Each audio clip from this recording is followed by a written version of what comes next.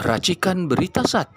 Oke, lanjut teman-teman. Selanjutnya penyampaian pidato dan orasi yang akan disampaikan oleh Bapak Michael Sinaga. Kepada Bapak Michael Sinaga, kami persilakan dengan segala hormat. Terima kasih dari Bapak Moderator dan salam mahasiswa. Salam mahasiswa. Masih belum ngantuk kan? Masih segar? Oke. Ya, assalamualaikum warahmatullahi wabarakatuh. Karena seorang PKB saya belajar itu. Dan salam sejahtera untuk kita semuanya. Ya, terima kasih juga untuk Pak Ismet, Pak Marwan, udah ini ya tadi, dan Bang Rismon, Pak Mursalim dan Pak Rizal Fadilah. Ya, terima kasih saya sudah diberikan kesempatan. Hari ini saya hanya ingin mengajak aja.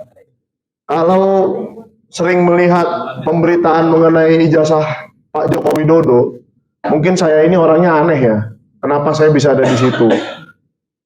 Awalnya sebenarnya Pak Roy Suryo ini, dalangnya ini, yang ngajakin saya, yuk Bang Michael, kita jalan-jalan ke UGM katanya. Apa urusannya kita harus jalan-jalan ke UGM?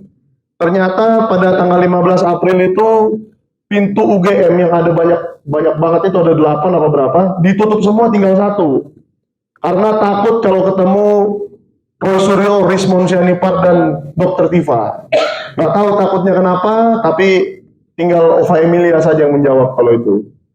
Nah, yang saya mau katakan di sini, kita kan mengatakan bahwa ada korupsi dan pengkhianat negara yang harus kita berantas. Saya mau mengingatkan bahwa di zaman Pak SBY, sebelum zaman Pak SBY itu indeks persepsi korupsi Indonesia itu 20 dari 100. Rendah sekali ya. Dan naik ke 34 selama zaman Pak SBY. Berarti membaik. Bukan naik korupsinya, naik indeksnya. Jadi kalau Finlandia atau negara-negara maju itu mungkin mendekati 100 lah kira-kira gitu.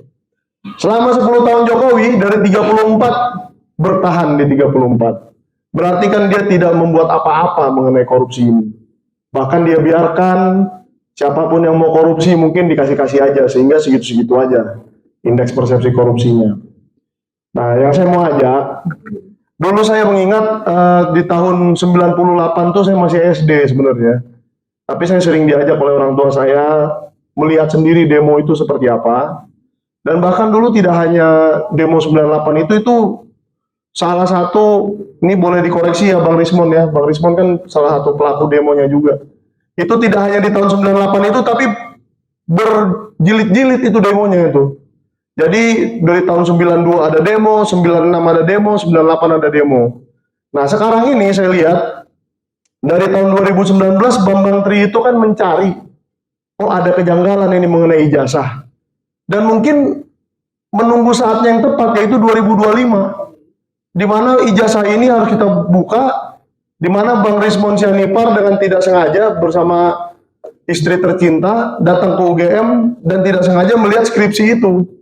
Dan tepatlah Bang Rismon yang melihat itu, karena kalau saya yang melihat mungkin saya senang-senang aja.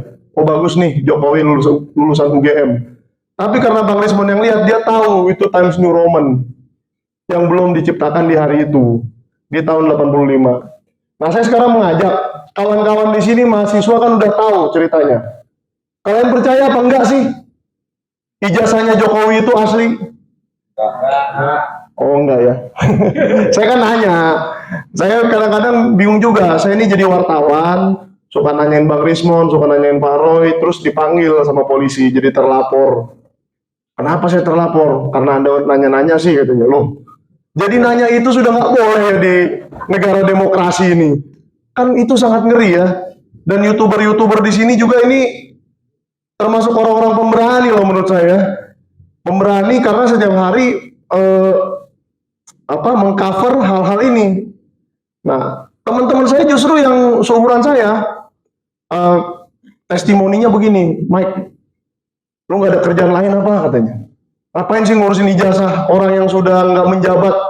Loh, ya saya bilang menjabat nggak menjabat, kalau memang ada, kalau enggak. Nah, yang saya minta, kalau memang Pak Jokowi, jangan-jangan Pak Jokowi nonton ini kan, Jadi bolehlah saya ngomong ke Pak Jokowi langsung. Nah, hari ini sudah ada seseorang petinggi negara ini, yaitu Hakim MK Arsul Sani, yang melakukan dua hal yang sangat luar biasa. Satu, dia menunjukkan ijazahnya di depan publik, di depan umum. Kedua, dia diadili. Tahu nggak dia udah diadili?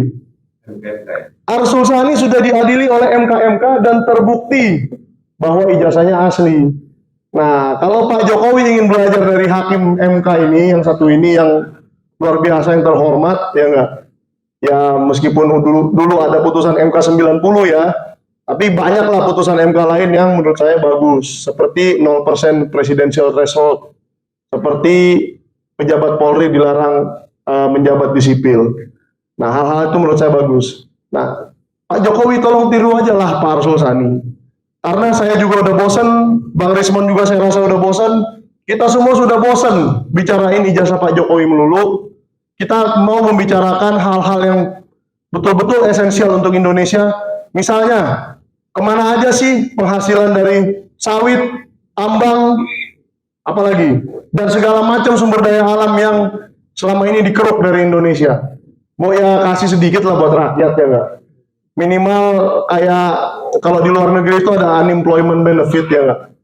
Setiap mungkin masyarakat kalau di Indonesia dikasih 1 juta lah tiap minggu ya nggak? Satu orang. Suka nggak kalau kita dikasih 1 juta tiap minggu? Kurang. Oh kurang? Oh kurang. Oke. Ya tambah lagi ya. Soalnya banyak bro, 280 juta orang. Nah tapi begitu, saya yakin kalau seandainya sumber daya alam itu dikelola dengan baik dan transparan, ada itu duit tiap minggu buat kita satu persatu, dan negara ini bukan negara miskin, cuma negara ini salah kelola. Jadi Pak Jokowi, saya ingin Anda lah dulu yang memulai, karena Anda sekarang pokok pembicaraan di negara ini selama setahun ini. Tirulah Pak Arsul Sani, tunjukkan ijazah Anda, dan datanglah ke Pengadilan Negeri Solo tanggal 16 Desember untuk diadili. Karena menurut saya itulah jalan tercepat, jalan terbaik, dan ya paling bermartabat untuk seorang mantan presiden untuk dilalui. Terima kasih, saya Michael Sinaga, seorang wartawan biasa, dan semoga Pak Jokowi mendengar ini. Thank you.